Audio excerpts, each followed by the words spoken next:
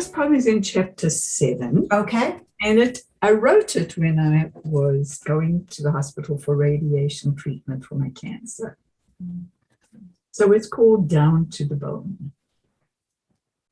All but the conifers are bare now. Skeleton trees, sentinel on my daily drive. Everything reduced to its essence. No verdant grasses, poppies or lilacs. A gloom of monotone sky, and a few stragglers walking dogs on icy sidewalks. The Honda hums tunelessly as I crank up the heat on my way to the hospital. These winter days, I am paired of all I am used to. I've learned to manage the preparation.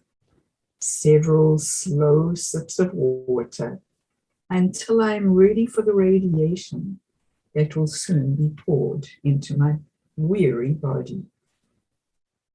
I have come to like the small retreats into muffled quiet, the drive to the hospital, returning to our softer home, the open spaces in my days. Time does what it does when you pay attention. The slow and the still, pointing to moments of translucency, despite this dark winter of my life. You must be counting the days, people say, till the chemo and radiation are over. I smile. I am not counting anything. My suffering having shot me through into the here and now. Hollowed out by tenderness, I think of the others in the cancer center, so much worse than I. The trembling hands, hairless heads, haunted eyes. Visualize white light, they say, destroying your tumor. I smile, having no need to visualize anything. I see a woman wearing a hijab. She pushes an empty stroller while her tiny girl, wearing a white Angora sweater and harlequin tights, totters unsteadily behind her. Good walking, I say. The girl smiles. The mother shines and replies, she's 18 months. I think of the Hebrew symbol for 18, 5, which means life. She was born at home, at all bone, the mother says, 2 months preemie at this hospital. And now she's perfect.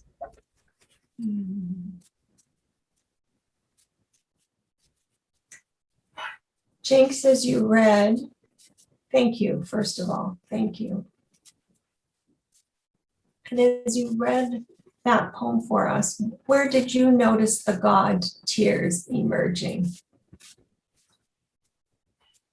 You know, I remember the experience vividly when I was reading Diane. I was walking in the corridor at the hospital, actually going to visit my friend who was in hospital too, and feeling a tiny bit sorry for myself, which was okay, because in my way of being, all feelings are okay. And I saw exactly what I've described, and I was arrested.